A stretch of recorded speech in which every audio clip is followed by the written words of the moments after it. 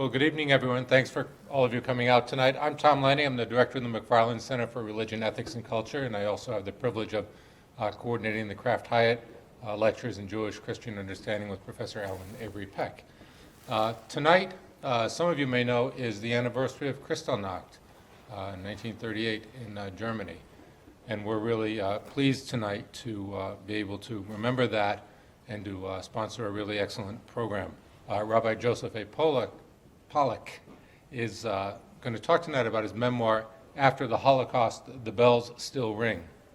The event tonight is sponsored by the Kraft-Hiatt Program for Jewish Christian Understanding.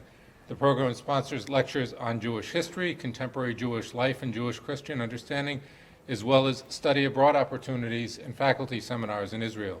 You can learn more about the program and see some of our past events online at holycross.edu/McFarland Center. We're grateful to the Hyatts and the Krafts, the late Jacob and Leah Hyatt, and Bob and his late wife Myra Kraft, who made all this possible for us. I want to thank Professor Dan Bertrand, who serves on our Kraft-Hiatt Faculty Advisory Committee, who drew the book, Professor Polak's book, to our attention. And he hosted Professor Polak today at his seminar, and I gather that went very well by everyone's account. Rabbi Polak is Rabbi Emeritus at the Hillel House at Boston University. He serves as Chief Justice of the Rabbinical Court of Massachusetts. He's published extensively in leading popular and scholarly periodicals and newspapers, including the Boston Globe, Commentary, Jewish Law Studies, Judaism, and Tradition. As an infant during the Holocaust, Rabbi Polak was a prisoner in 2 concentration camps, Westerbork and Bergen-Belsen. He and his mother were liberated when he was 3, but they continued to face burdens of survival. Last year, Rabbi Polak published After the Holocaust, The Bells Still Ring, a memoir about coming to grips with the memories of the Holocaust and after, battling demons of the past, societal rejection, disbelief, and invalidation. The book is winner of the National Jewish Book Award for Biography, Autobiography, and Memoir. We're pleased to have him share more about his story with us tonight, and I'm really grateful to welcome Rabbi Polak.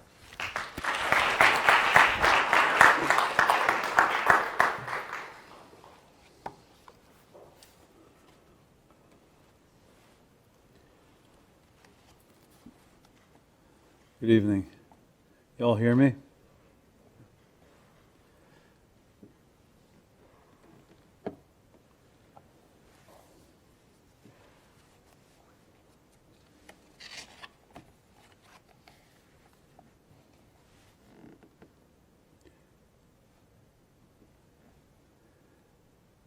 The Warsaw Ghetto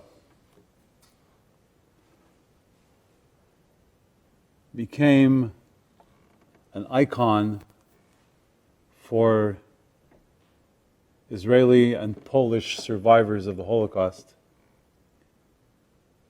because there was an uprising there. There was resistance,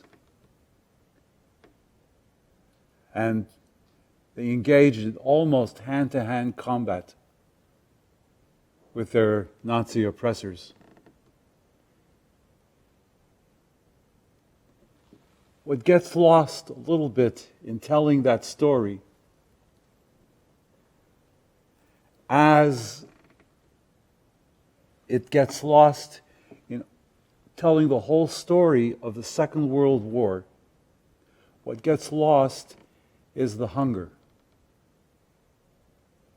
You cannot understand the Holocaust in Holland unless you understand, I think something like 1 million people died of hunger during the war years. You cannot understand the Holocaust in France unless you understand the hunger. There's no food.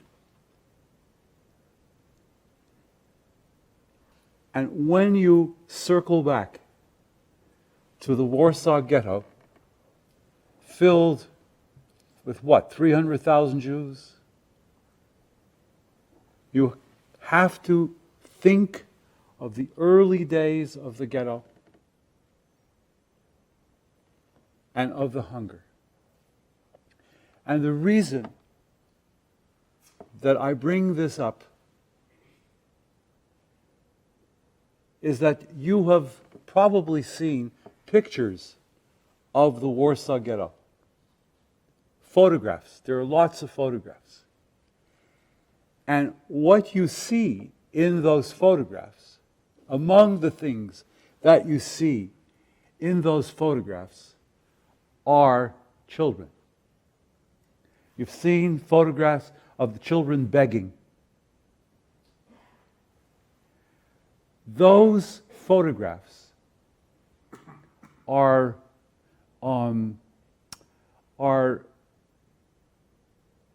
important because if there are children in the photographs, you know that that is an early picture of the Warsaw. You can date pictures of the Warsaw Ghetto by the presence and absence of children.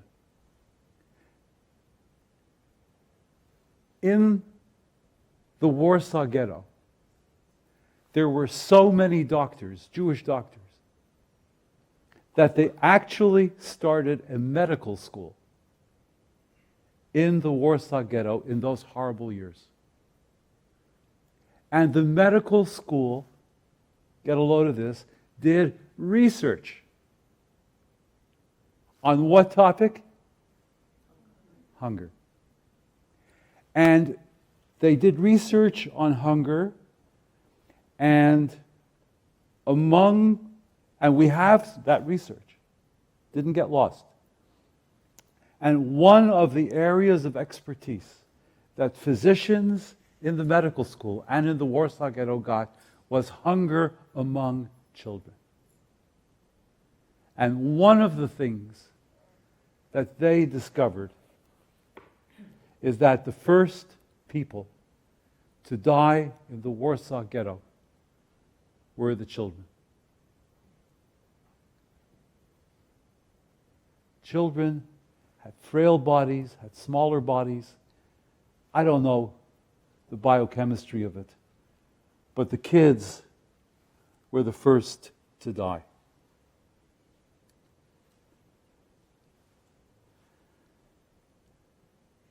And I'm here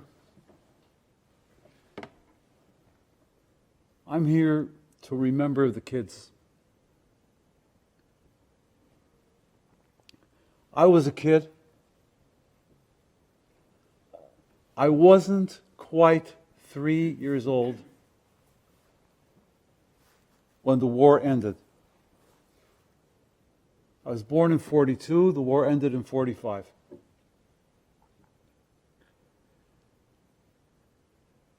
So I was an infant, a toddler.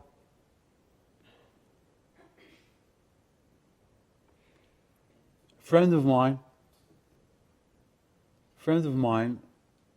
from Bergen-Belsen remembers me running around Bergen-Belsen as a toddler. What was there to play with in Bergen-Belsen? What was the camp filled with in December 44, January 45, February 45. The camp was filled with corpses. When the British liberated Bergen-Belsen, there's a controversy, I don't know the exact numbers, between 15 and 30,000 dead people lying around Bergen-Belsen, stacked like cordwood.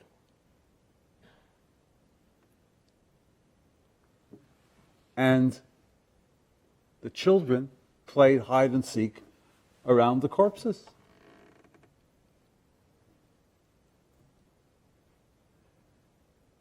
Elie Wiesel told me that when he went after Buchenwald to Paris, and where he lived and got his life back together, he said it took him months to get used to the fact that there weren't bodies everywhere.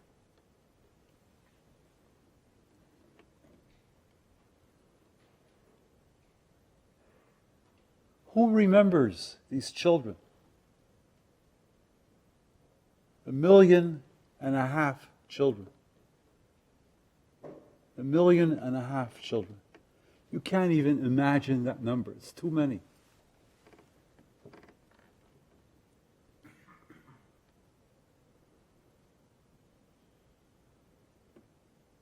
I was walking around Brookline this morning, where I live, and some daycare center had about, you've seen this, 20 kids on a rope, walking with them. And I'm thinking that's the age that I was. So I wrote a book that I want to share parts of with you tonight about the children. I'm a child, as a child of the Holocaust. About 2 weeks ago, I addressed a group in New York called the Hidden Child Association. Hidden Child Association is made up of child survivors of the Holocaust. I was the youngest there. And they were old people,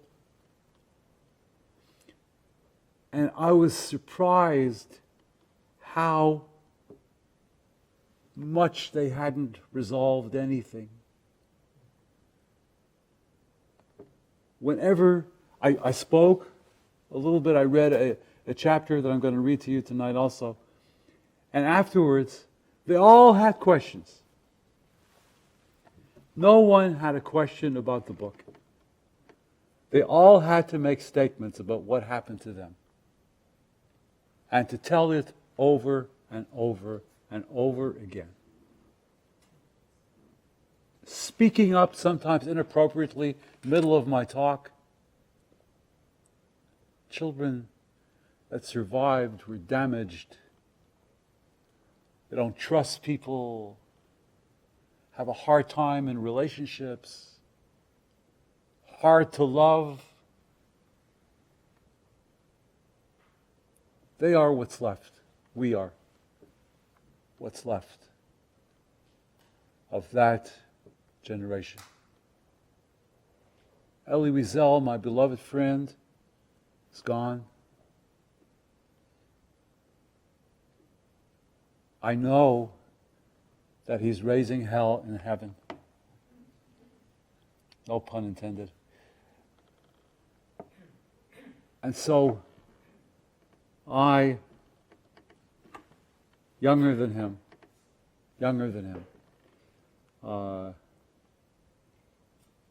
by about 10 years, am left to raise hell here.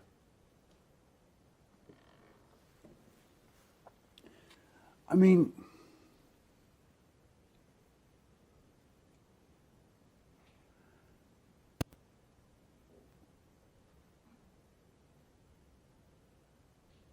$35,000 people are moved out of The Hague and sent to a transit camp. What's a transit camp? A transit camp is a place that you go, as many Jews as possible get to the transit camp, and every Tuesday, a train of 2,500 people leaves for a place like Auschwitz. But I don't want to talk about Auschwitz. I don't want to talk about the transit camp. I want to talk about The Hague. Because if you lived in The Hague in 1942 or 41, you had a refrigerator in the kitchen. And what was in the refrigerator? Come on. Huh? Nothing. No. Why would you say that? You had to cook for Shabbat. What was in the refrigerator? Chicken. So talk to me about 35,000 chickens What happened to those chickens? You were taken to Westerbork. What happened to the chickens? You owned a dry cleaning service. You had a nice dry cleaning store. I'm making this up. I have no idea if there were dry cleaning stores in those days. But if they had dry cleaning stores in The Hague. Okay? And the Jew brings in a dress, a suit, to be dry cleaned. And then he's taken to Westerbork. What happens? What do you mean you don't know? What happens to the suit or to the dress?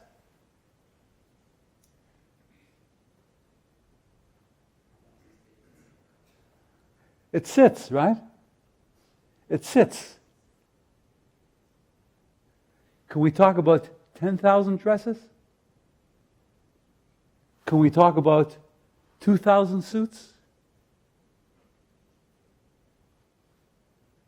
You're taken to Westerbork, and the apartment is sitting there. Well, the refrigerator's on, and there's electricity. The electricity bill is sent, right, by the electric company. Electricity wasn't free in those days. What happens to the bill?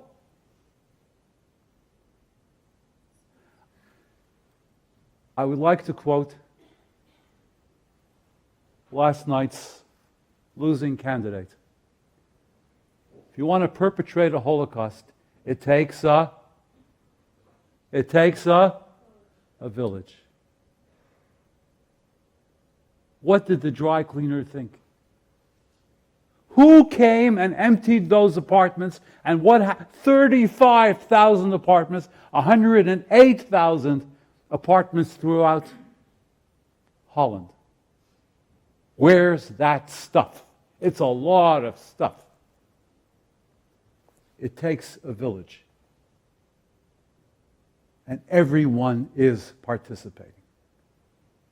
Somebody goes in to disconnect the meter. Somebody eventually rents the house. What happened to the furniture? Where is it? 35,000 houses in The Hague. It's got to be organized. Somebody, don't tell me the Nazis perpetrated the Holocaust. It takes a village. And you can look the other way. You can look the other way. But you do so at your own peril.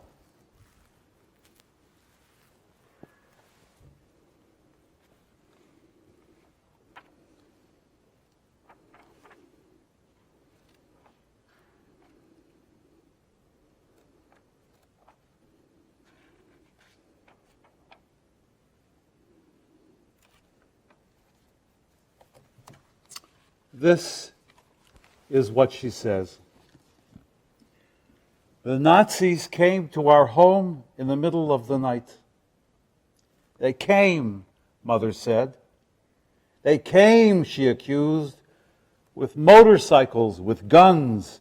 They banged, she said. They banged with the guns on the door.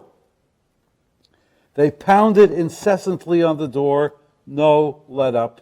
The pounding does not subside. They will not go away. They will knock until the end of time, and even after that will they pound into the blackness of time and the blackness of the night, the percussion of the Holocaust. Diabolical intrusions, life irrevocably interrupted. You realize that the pounding will never cease, that they will pound until you are dead or until they are. It is then that you understand not just that your life trajectory has been irreversibly disturbed, but also that your autonomy has come to an end. Your sojourn among the world of choosers is now over. In the evenings, you will no longer draw the curtains, shut the lights, close the doors, and conclude the day. You have tumbled into the latrine in which all choice ends. Someone opens the door, and the police, wearing jackboots, climb the stairs bearing guns and bearing lists. Were you to think that it is the guns that gave them their authority, you would be wrong. The guns helped set the scene, delivered the sense of terror, but it was the lists that gave the Nazis their authority. The lists, the endless lists, the 6 million typed names brought to our houses on those black midnight visits. It was the lists themselves that allowed the bearers to pound on our doors until we could no longer take it. The lists that allowed them to pound with the relentlessness of the pursuer. Had there been no lists, they would not have come, would not have pounded. It was the Jews before the war who had prepared the lists. What to make of this? When does order, the possession of lists, the ossification, the finalization of bureaucracy become formidable enough to become the paraphernalia of murder? The Jewish Council, in delivering the lists to the Nazis, was not knowingly suicidal, yet the murder of 102,000 Dutch Jews could not have taken place without the lists, without the bureaucracy, without the typewriters and the foolscap and the carbon paper and the onion skin. It could not have taken place but for the addresses, the birth dates, the professions that the lists provided. The list is what snared you. It was terser than you, more to the point than you, neater than you, in its own way, more real than you. Your birthday was on it, your address, your occupation. For my occupation, being not even born yet, but on later lists, my occupation was listed as O-H-N-E, which means without, ohne. Its authority lay not just in the data, but in that it was typewritten. Typewritten meant official. Official meant authority. Authority meant license. Each name and its accompanying detail occupied a line. The approaching end of the line was signaled by the typewriter bell. And soon after it rang, the next line, with its next victim, began, so that the bell tolled for you and for each person after you. 6 million bells rang in those years, 6 million bells indicating 6 million verdicts, indicating 6 million deaths, 6 million murders. My father lies in a mass grave in a churchyard deep in eastern Germany, where the bells still toll. Christians sought him out. Christians murdered him. Christians buried him with Christian love. Christians still tend to his grave 70 years later with Christian love and deep remorse. Christian bells still disturb his great slumber, echoing the bells from the typewriter in the Jewish Council where he had worked and on which he had no doubt typed. Typewriters which upon printing the name told the doom of the victims into eternity. Shall we, as a memorial to the 6 million, call for the silence of all Christian bells of Europe? The percussion of the Holocaust. A friend who, like myself, is an infant survivor of the Holocaust, has been the chief percussionist of a major symphony orchestra for over 30 years. What rings for him in those bells? I am still not born. After the war, Mother is prepared to repeat the tale as often as I want to hear it, which is pretty much never. When I am finally prepared to hear it, by which I mean to internalize it, to appropriate it, she is long dead. The tale is on tape, and I am bursting. I cannot hold myself back from traveling to The Hague to find the house, to find the door they pounded on. No mention of anyone ringing the bell that night. Don't have a clue where in The Hague the house is. Don't know if it survives.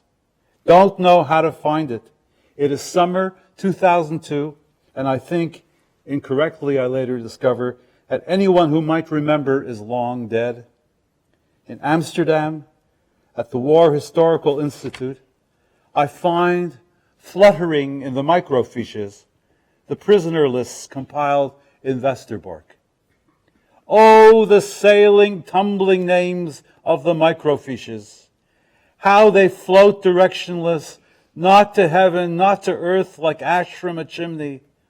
I scour the ever-trembling plastic. I enter the rain of ascending and descending souls. I duck bodies, avoid faces. Everyone waves. Thousands, tens of thousands of them, graveless.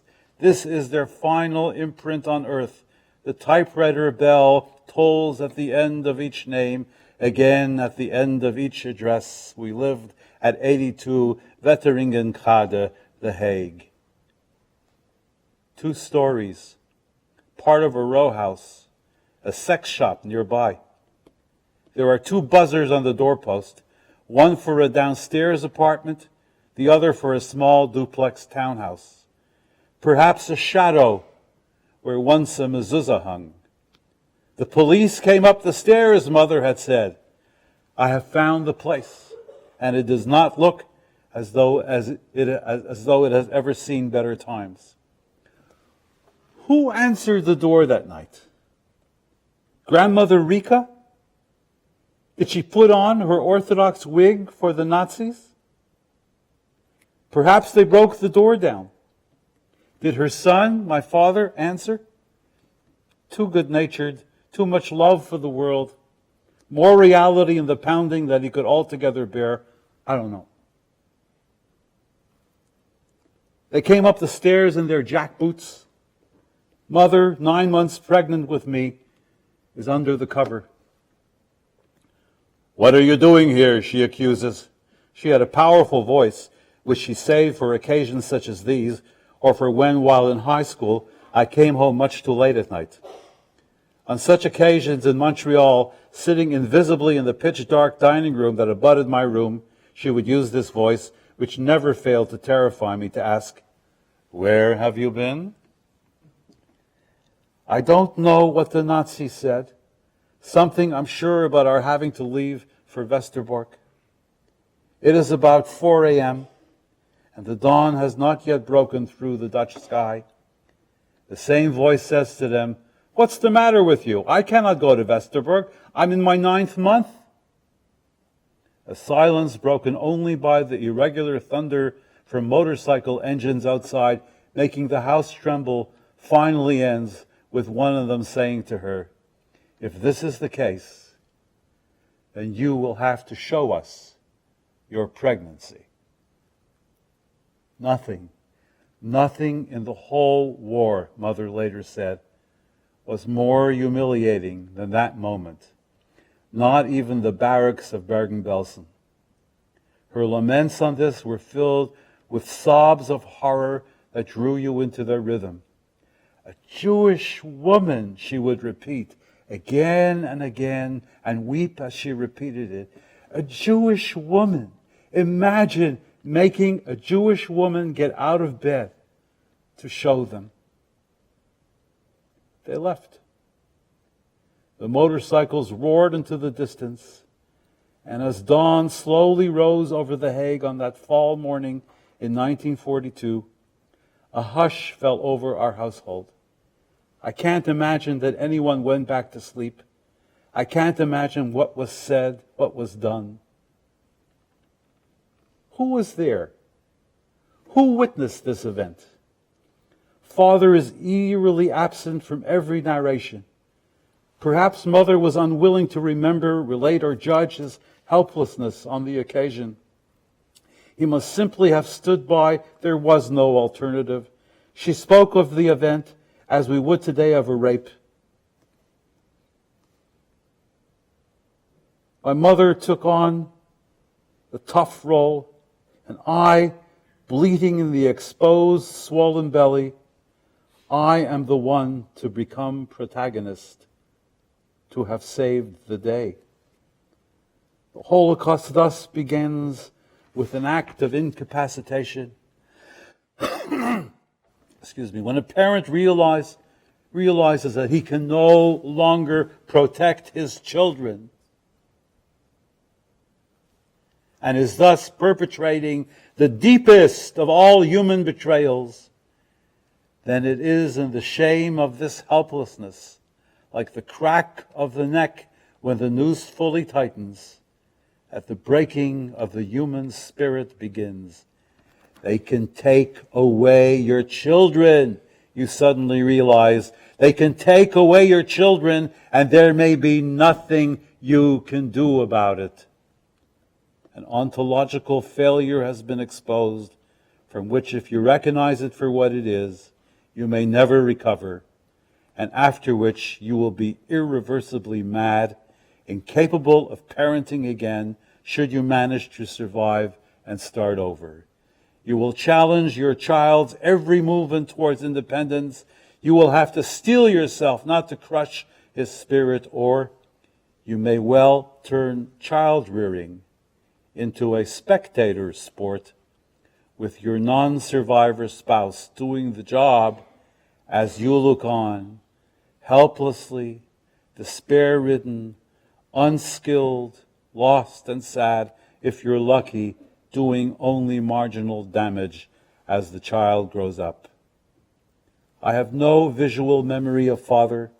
I think I may have some sense of what his voice sounded like. He succumbed to typhus and malnutrition before I turned 3. That is to say, he was murdered by the Germans before I turned 3.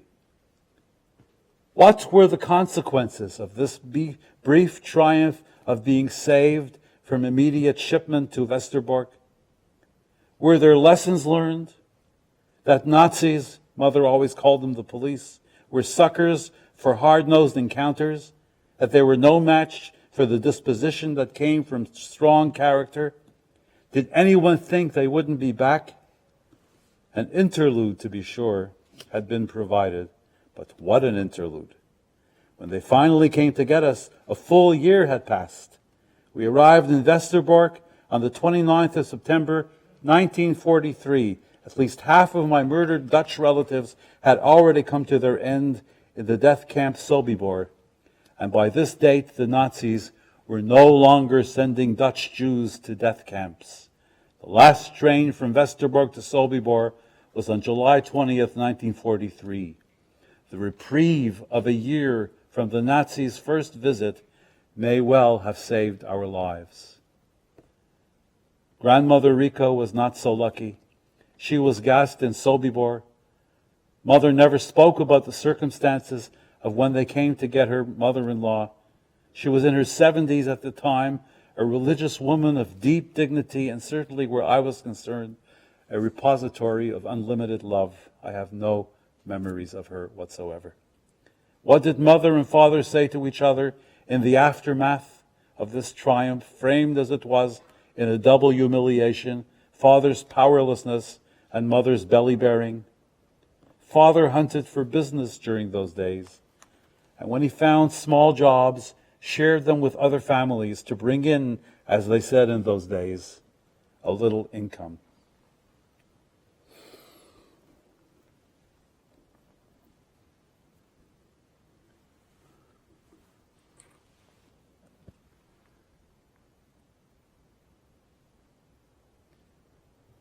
Westerbork, I have a chapter on it.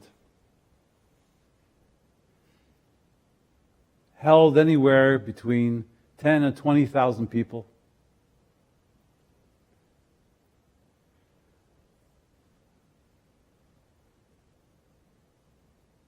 Westerbork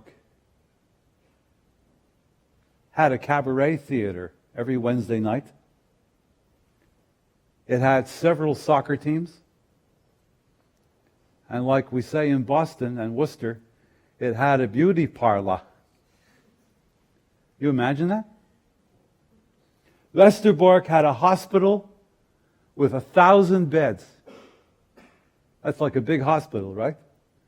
2 operating theaters, dental clinic, mental health. They had major conferences. Listen to this. Major medical conferences were held in the hospital at Westerbork. And they would publish the proceedings.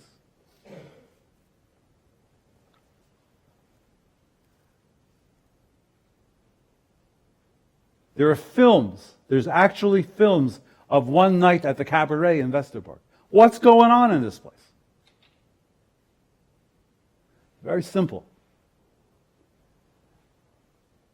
Westerbork was a place from which you were taken to points east. Auschwitz, Bergen-Belsen, Sobibor, and the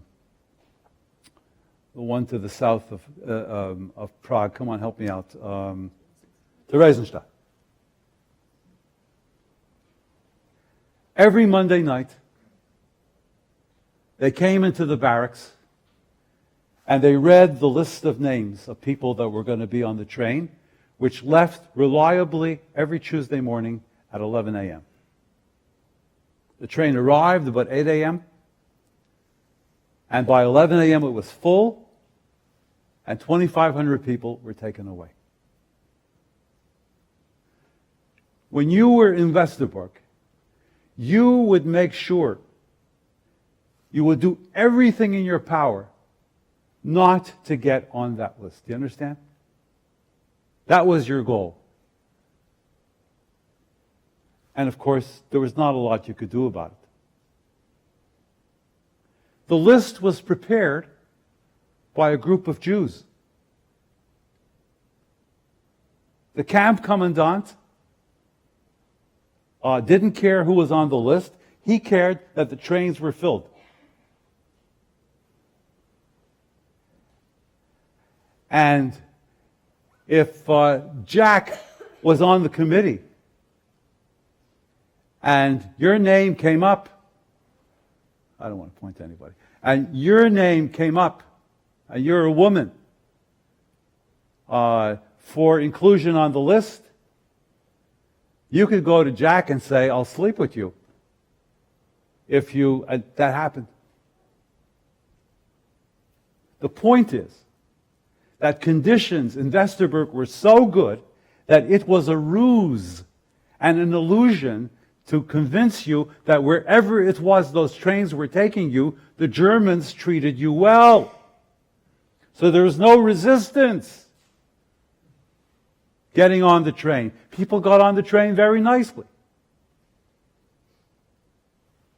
Where were we going? Labor camps. Well, when they brought all the old people from the old people's home in The Hague to Westerbork, people started to figure out that maybe it wasn't a work camp. And when they brought the orphans from the orphanage, people figured out maybe they're not going to a work camp.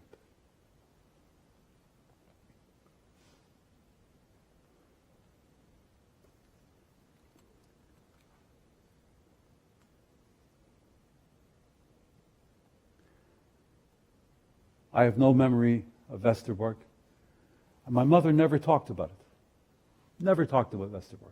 We were there for about a month. And then we were sent to Bergen-Belsen. I talked about Bergen-Belsen. Not going to do it again.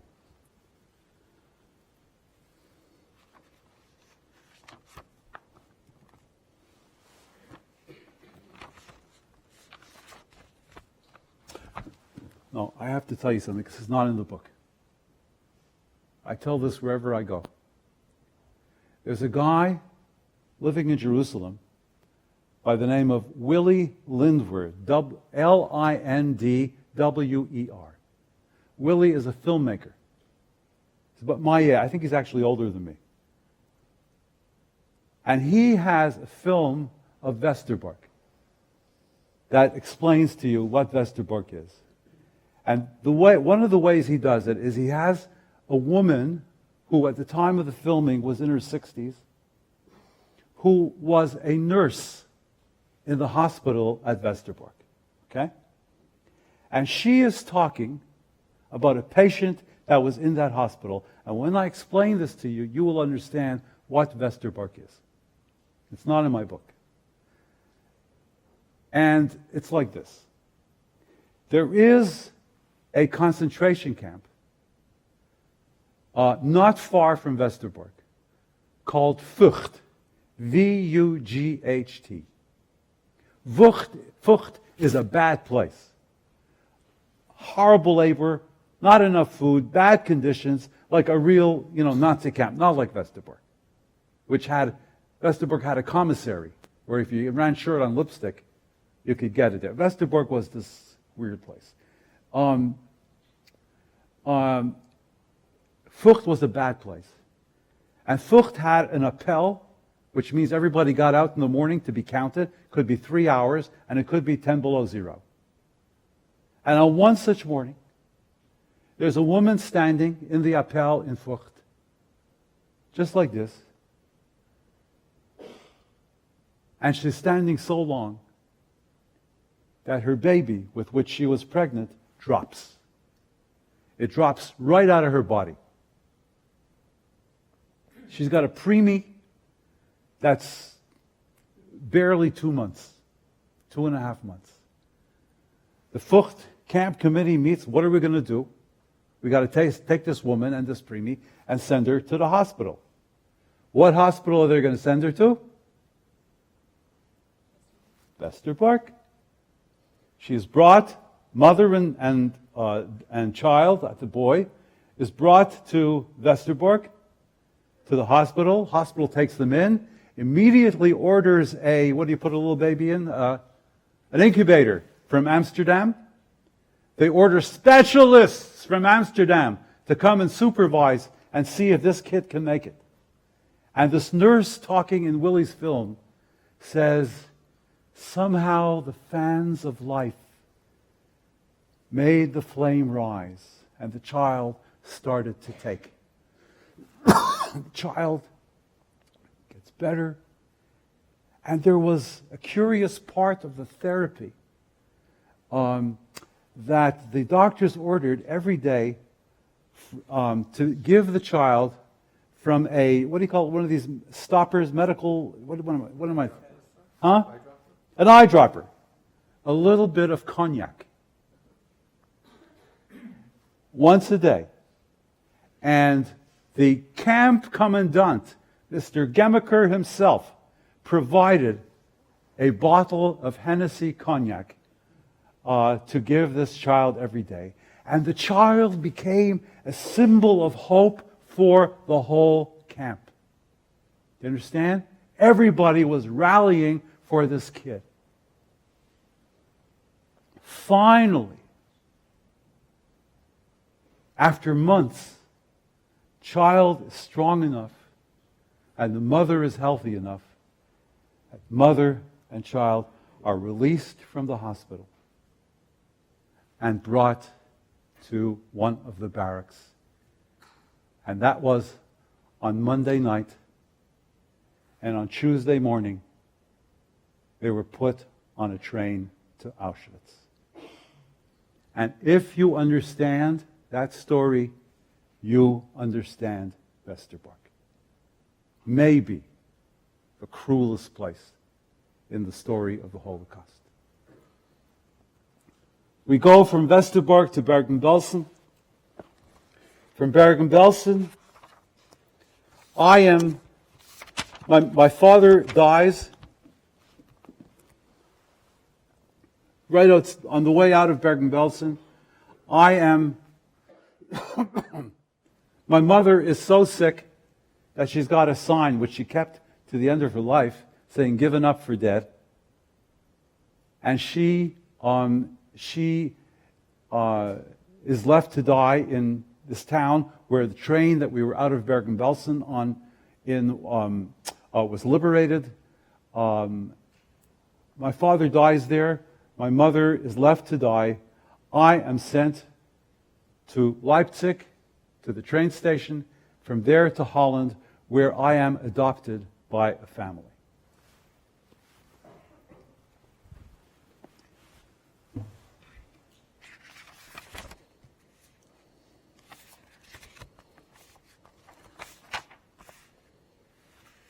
Spring,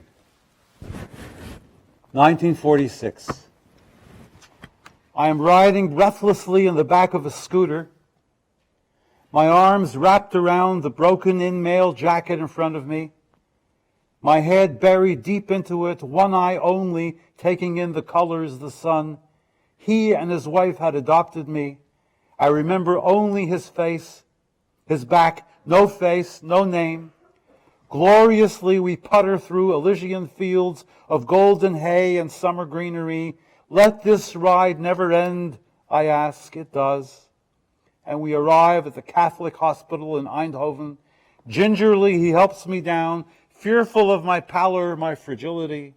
We are in a room. Everything is white. Ceilings are very high. There is a woman in the white bed with the white bars, surrounded by the whole Catholic Church, nuns, priests. There wasn't a lot of room, and it was getting hot. Someone signals me to greet her. Hello, madame, I say. The jacket that brought me this far says, she is not madame. She is your mother. My mother? After the Holocaust. My mother? My whole being rebels at the word. My body shakes somewhere inside. I scream, cry, so grief-struck, so thunderous that no one is left in the room, save for the woman in the bed. I look at her shattered form, her rheumatic, deformed legs, the Holocaust madness still in her eyes. My mother? Not! I scream silently, not! The jacket has left. His warmth, his reassurance, puttering into a distance not meant for me. Can a child actually want to die after the Holocaust? Joseph, she says, Joseph, I am your mother. He doesn't seem to recognize you, the church says. It is possible that he isn't yours, is it? Children get lost, displaced, mix-ups are common. We really cannot let you keep this child unless we are certain that he is yours. Whoever he is, you can be sure that the church will take very good care of him. She understands the stakes. She always did. That's how we survived. Joseph, she says, Joseph, come here. There is kindness in the horror of her form. I come. He doesn't recognize me, she says to the church, because the last time he saw me, I weighed 70 pounds less than I do now. Come, sit here, she says to me. We'll play a little. I want no part of her wretched, morbid form. I don't sit. I feel I'll vomit. I don't understand the church, she says to the church. There are too many people in this room. How can I reacquaint myself with my child in the middle of a theater? Can you all please leave? The church leaves, save for one or two, ostensibly the decision makers. She speaks to me with love, gently, gently. Do you remember how we used to read Little Red Riding Hood together? How I would read one line and you would finish the rhyme in the next line? She tries it. I respond haltingly with the rhymes. Soon I cannot control them. They pour out rhyme after rhyme, verse after verse. Thus did I sing that morning the poetry of Bergen-Belsen, of the corpses I played around, of the typhus feces that were my sandbox. Thus did I sing the song of the hunger and of the fever, of the cold that does not let up, of mother washing my body with her coffee rations. Thus did I sing then on the morrow after the Holocaust of the rhymes of the angel of death. Thus did my song echo the rattle in father's chest as he reached up skyward to call out to his brothers long gone in Sobibor that he too was coming. The church leaves. There is a drawer in the white night table next to the white bed with the white bars. Open it, she says to me. Inside, a small mountain of foil-covered chocolates. Deep in the mountain, I rescue a small pair of tzitzis and a small, exquisite red prayer book. What are these? I ask. You are a Jew, she says to me, and Jews need these things. Our first conversation after the Holocaust.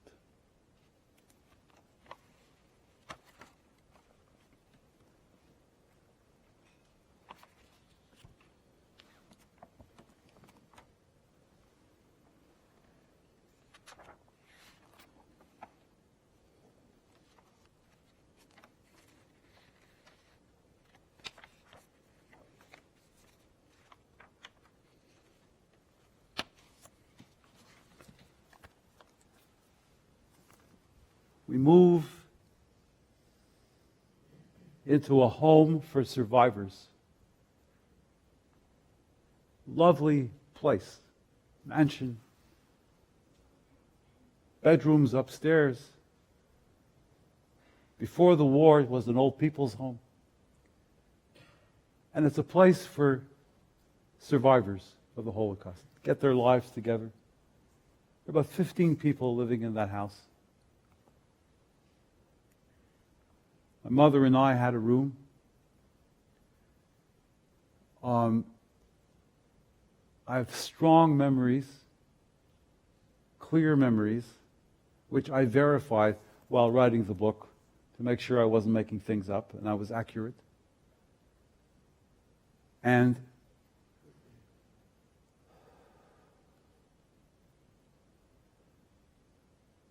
was a crazy place. People there weren't normal. I met my first girlfriend there. Chaya, wonderful woman, alive and well in Houston.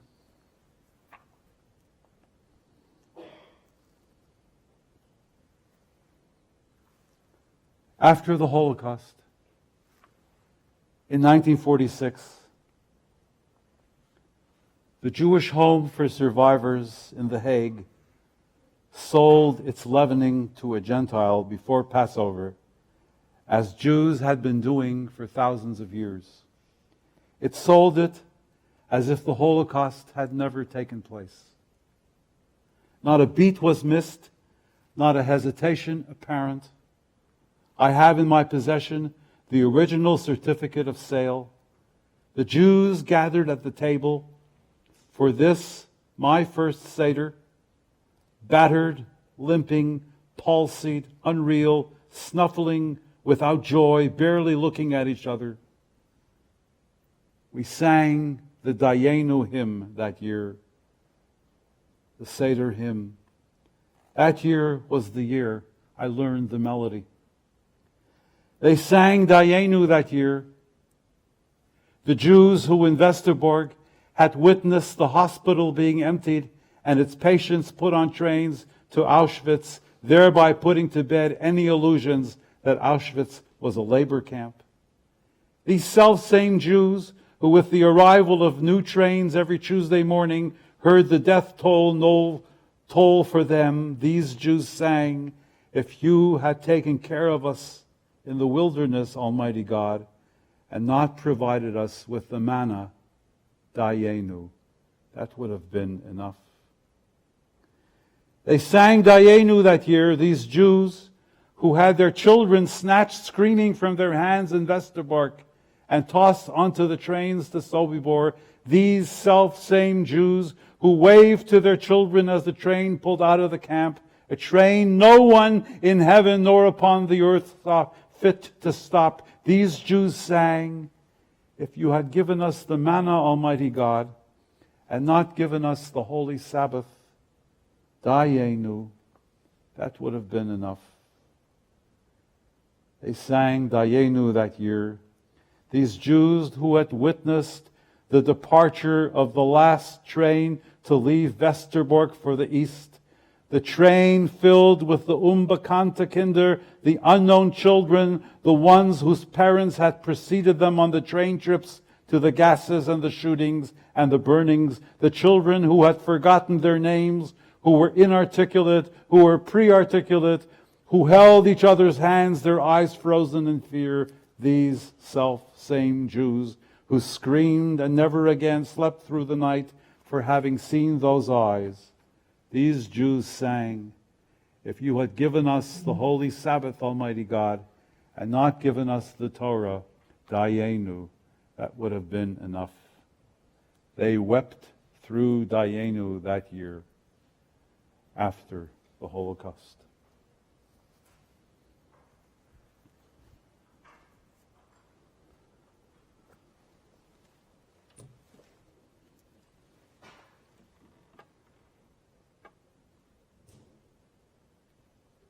All the nations met in France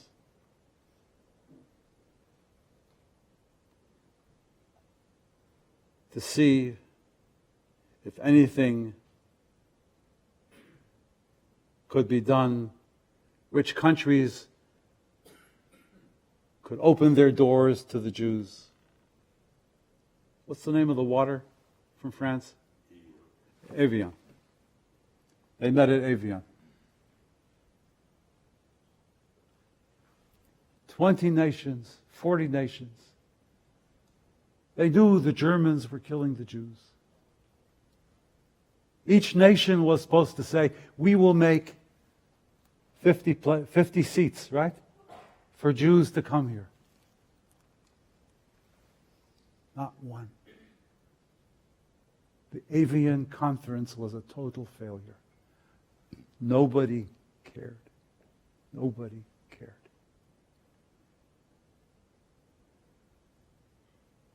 It takes a village. It takes a village.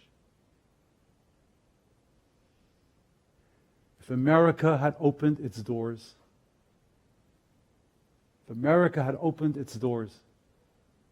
that many people would have been saved. That many children would have been saved.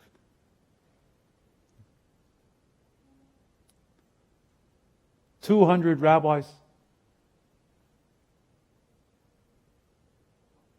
went to Roosevelt, to the president, and asked to meet him. 200 rabbis stood right outside the White House and said, we want to meet with the president. They're killing Jews by the hundreds of thousands every day. Got to put a stop to it. Bomb the railway lines to Auschwitz. You'll be saving hundreds of thousands of lives. We just want to meet with the president for 5 minutes." And the secretary came back and said, "Very sorry, the president is busy."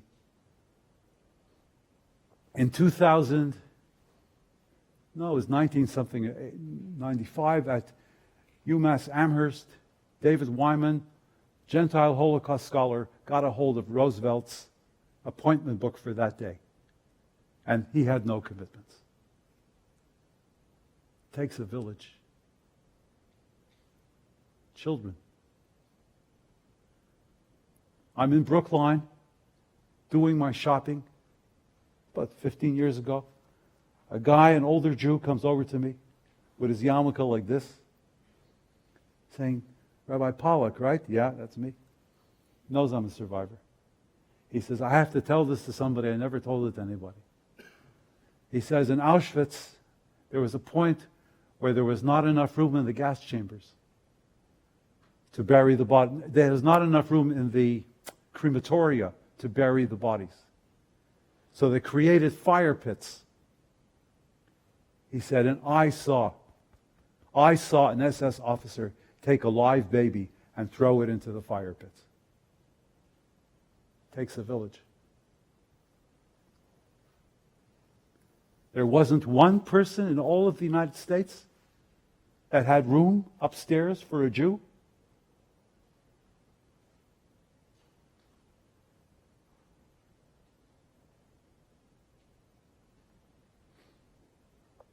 I don't speak for the grown-ups.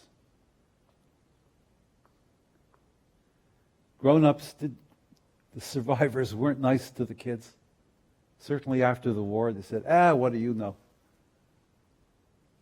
I speak for the children. I haven't been appointed to do this. I don't represent anybody. But I speak for the children. When you hear about refugees, when you hear that people need a place to stay because their lives are in danger,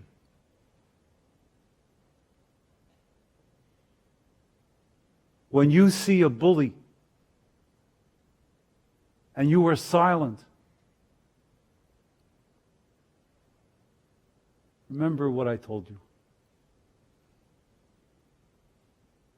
There are children who need you.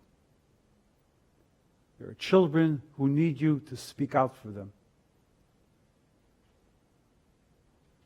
Because you are here tonight, and I, thank God, I'm still alive to tell you my story.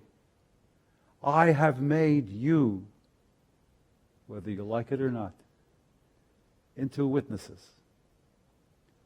You have been in the room with me when I told my tale, and I checked my facts, and my editors checked my facts.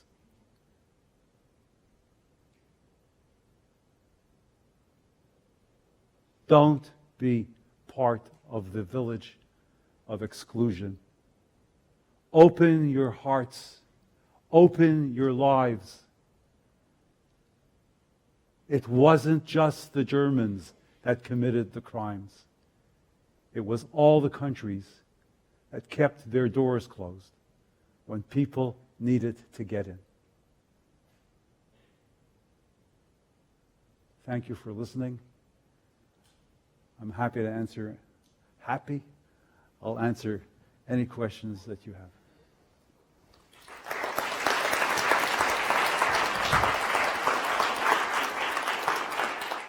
You have to understand that when the Russians, when my mother and I were in the small town, immediately after the war, she was weighed, and she weighed 50 pounds. Okay? She weighed 50 pounds, and her regular weight was like 120. So when I didn't recognize her when I saw her in the hospital, it's because she had gained back most of her weight. And that's why I didn't recognize her. I was sent from Leipzig to Eindhoven in Holland. Eindhoven is home base for Philips Industries. Philips Industries had a terrific adoption program for children returning. So I wasn't hard to trace. I wasn't hard to find. My mother hired a lawyer, and she had a friend. And together they found me. And I have the telegram saying, Kind gevonden, which means child found. Ha ha, Polak is here. How many survivors are left in the world?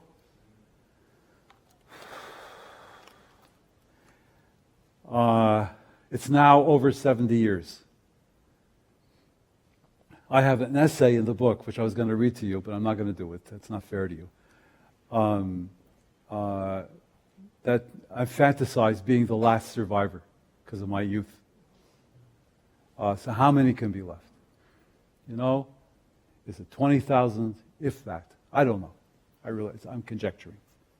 Not a lot. But that's different from asking how many witnesses are left, and everyone in this room is now a witness.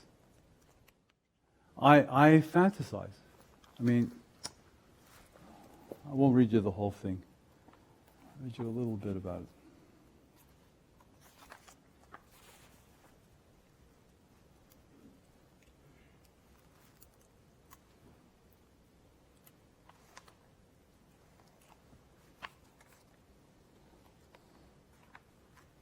Imagine it.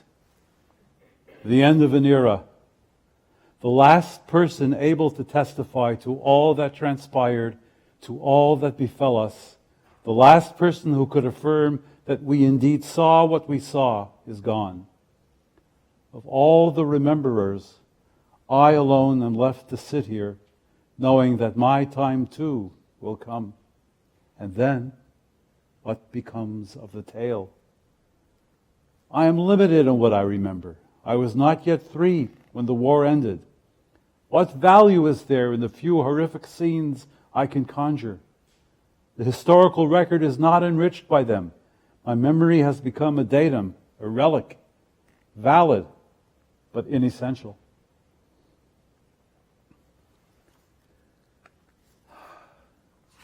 So what if I'm the last survivor? It's a fantasy. There are actually no survivors younger than me. But what if I'm the last survivor? The answer is you. You will make sure that the lessons and that the story is told.